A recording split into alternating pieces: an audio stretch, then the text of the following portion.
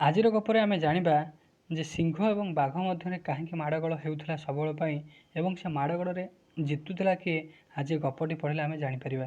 ହେଲା, ଚାଲ ଆମେ ଗପଟିକୁ ଆରମ୍ଭ କରିବା। ବଣର ରାଜା ସିଂହ ଭାରି ରାଗି, ତାକୁ ସମସ୍ତେ ଡରନ୍ତି।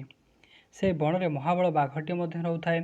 ସେ ସିଂହ ରାଜାକୁ ଡରେନି। ସେତେବେଳେ ସିଂହ ଓ ମହାବଳ ବାଘ ଦେଖା ହୁଅନ୍ତି, ତାଙ୍କ ଭିତରେ ଲଢ଼େଇ ଲାଗିଯାଏ। ଦୁଇ ଜଣ ଯାକ ଖଣ୍ଡିଆ ଖାବରା ହୁଅନ୍ତି। ଅନ୍ୟ ଜୀବମାନେ ଆସି ସେମାନଙ୍କୁ ବୁଝାନ୍ତି। ତାପରେ ଲଢ଼େଇ ବନ୍ଦ ହୁଏ। ଦିନେ ସିଂହ ରାଜା ନଈକୁ ପାଣି ପିଇବାକୁ ଯାଉଥିଲା। ସେପଟୁ ବାଘ ମଧ୍ୟ ପାଣି ପିଇବାକୁ ଆସୁଥିଲା। କିଏ ଆଗ ପାଣି ପିଇବ ବୋଲି ଦୁଇ ଜଣଙ୍କ ମଧ୍ୟରେ କଳି ହେଲା। ସିଂହ କହିଲା, ଆମେ ଲଢ଼େଇ କରିବା, ଯିଏ ଜିତିବ ସିଏ ଆଗ ପାଣି ପିଇବ। ଦୁଇ ଜଣଙ୍କ ଭିତରେ ଲଢ଼େଇ ଲାଗିଲା। ସେଠାରେ ସେମାନଙ୍କୁ ବୁଝାଇବା ପାଇଁ କେହି ନଥିଲେ। ଅନେକ ସମୟ ଧରି ଲଢ଼େଇ ଚାଲିଥାଏ। ଦୁଇ ଜଣଙ୍କ ଦେହରୁ ରକ୍ତଧାରା ବହୁଥାଏ। ଏତିକି ବେଳେ ଆକାଶରେ କାଉ ଓ ଶାଗୁଣା ଉଡ଼ି ଉଡ଼ି ଯାଉଥିଲେ।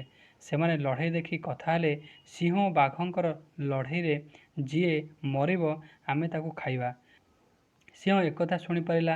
ଲଢ଼େଇ ବନ୍ଦ କରି ବାଘକୁ କହିଲା, ଏ ଲଢ଼େଇରେ ଆମର କିଛି ଲାଭ ହେବ ନାହିଁ, ବରଂ ବହୁତ କ୍ଷତି ହେବ।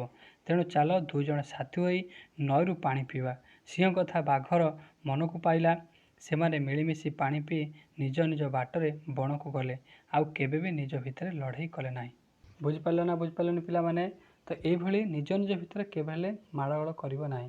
ଯଦି ନିଜ ନିଜ ଭିତରେ ତୁମେ ମାଡ଼ଗୋଳ କରିବ, ତୁମର କ୍ଷତି ହିଁ ହେବ, ଆଉ କାହାର କ୍ଷତି ହେବନି। ତୁମ ନିଜର କ୍ଷତି ହେବ।